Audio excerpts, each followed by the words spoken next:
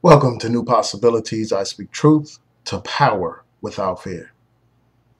So today I was on Facebook and I came across this story right here about Charles Barkley talking about he never thought a day about those stupid statues, basically talking about how he thinks it is a waste of time to call for the removal of these Confederate statues, and he basically was speaking out against those people who challenge these white supremacists at these demonstrations.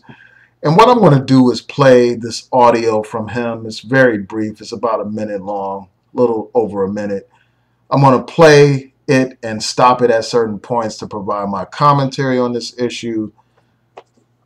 And as you can predict, I definitely disagree with this guy. I mean, this is another one of these people who tap dance, who deflect, who specialize in cooning and all that kind of stuff. So I'm just going to respond to it. So here we go. I'm not going to waste my time worried about these Confederate statues.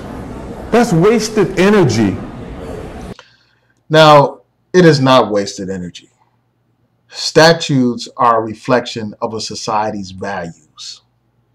When societies create statues, when they hold certain individuals in honor and praise, they are making a statement about their values. They're making a statement about their priorities.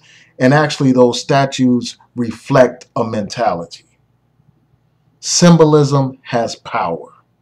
If symbolism didn't have power, you wouldn't have all these people upset with the brother Colin Kaepernick, for instance, for refusing to stand during the playing of the national anthem. You wouldn't have people upset when American flags are put on fire or if there's some kind of disrespect to the American flag.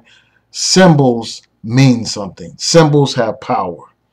And the first step to dismantling racism in society starts with things like symbols, the symbols of racism.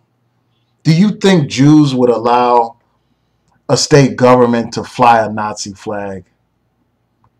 In Germany, they have prohibitions against Nazi symbols and all that kind of stuff. When a country has liberated itself from tyranny, one of the first things that that country does is dismantle the symbols of tyranny.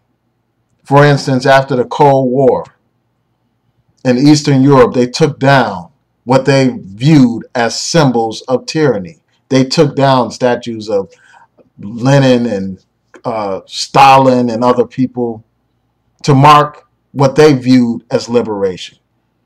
For instance, when Iraq was invaded by the United States and people felt that they were no longer under the tyranny of Saddam Hussein, the first thing that they did was take down a lot of his photographs, take down a lot of the monuments to that man as a symbol of liberation, as a symbol of mental liberation. So the first step is to take down these statues.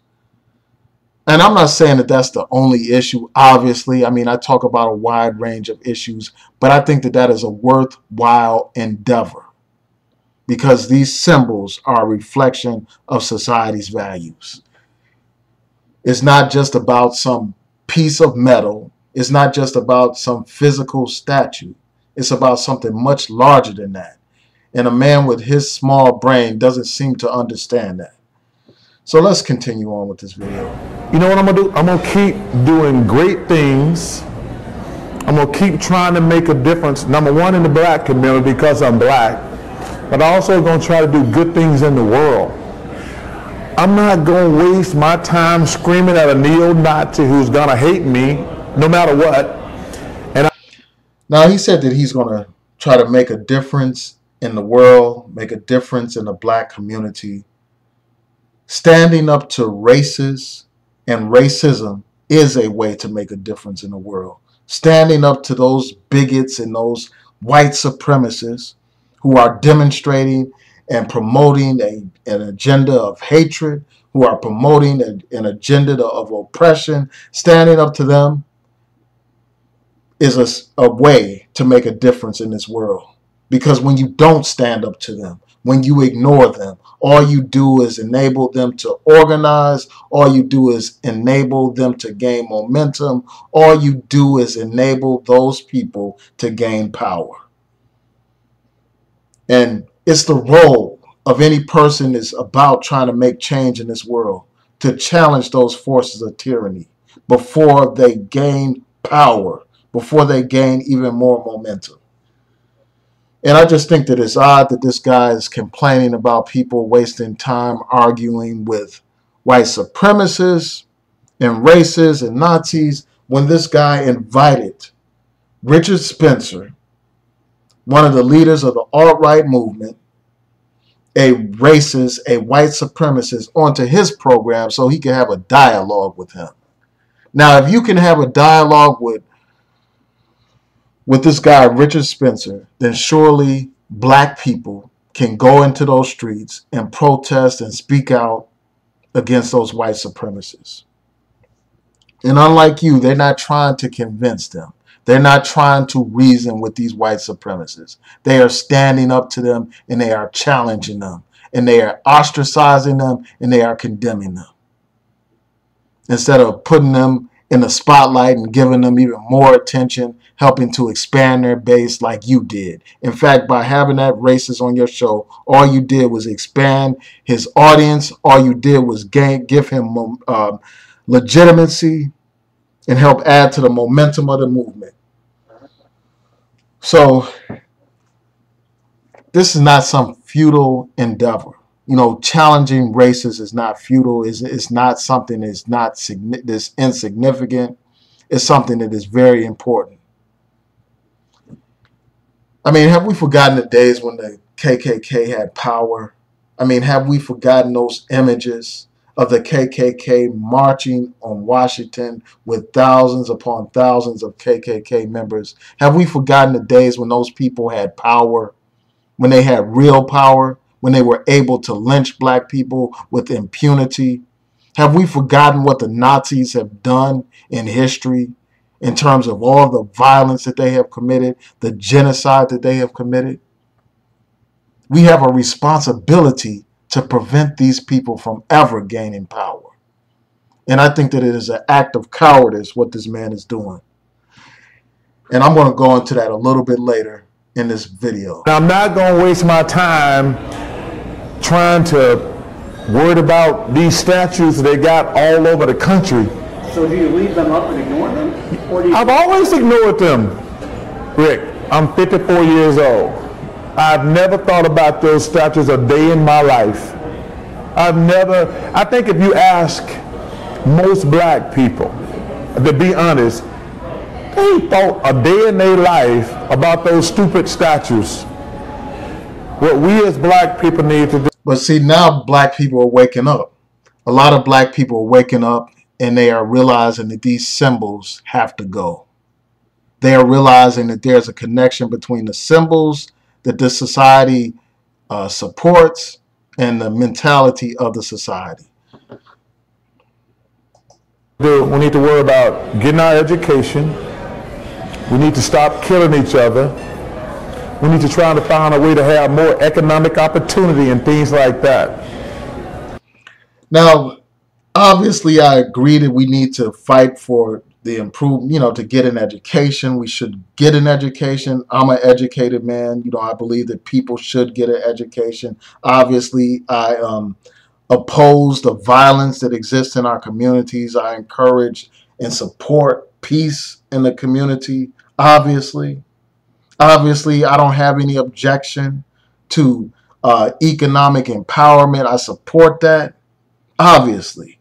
But I think that whole conversation is nothing but a deflection away from this core issue, which is whether or not these white supremacists need to be challenged, about whether or not it is appropriate for a modern society to be celebrating these Confederates, to be celebrating those who committed war crimes in this country, to be celebrating those that committed treason in this country, killing hundreds of thousands of people, to be celebrating those people who enslaved our ancestors. For the sake of the ancestors, we have to speak up. We can't allow these symbols to be held in high esteem and held in places of honor. Again, would Jews allow that to happen?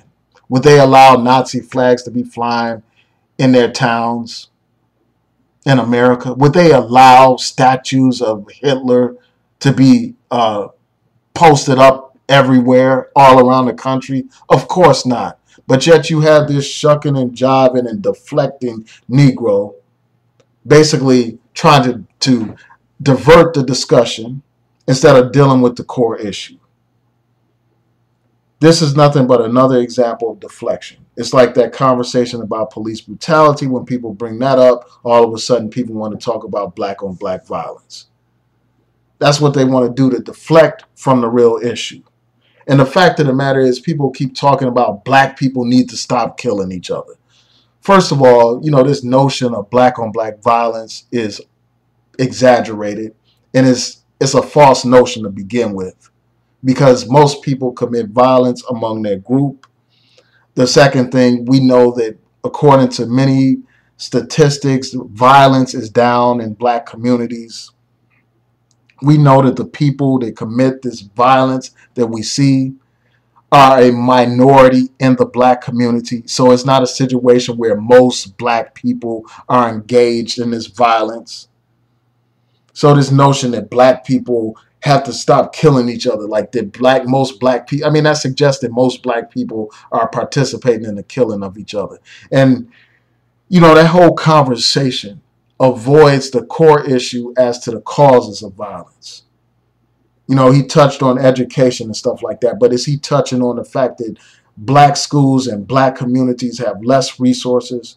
Is he touching on the fact that you have less jobs in these black communities, and you have a community or communities that are flooded with drugs and guns that fuel the violence that he's complaining about? Is he addressing any of that? No, he's not. What he's doing is placing all the burden on black people. What he's doing is deflecting away from the core issue, and that's challenging racism and white supremacy. So those are my thoughts about this. Tell me what y'all think. Please rate, comment, and subscribe.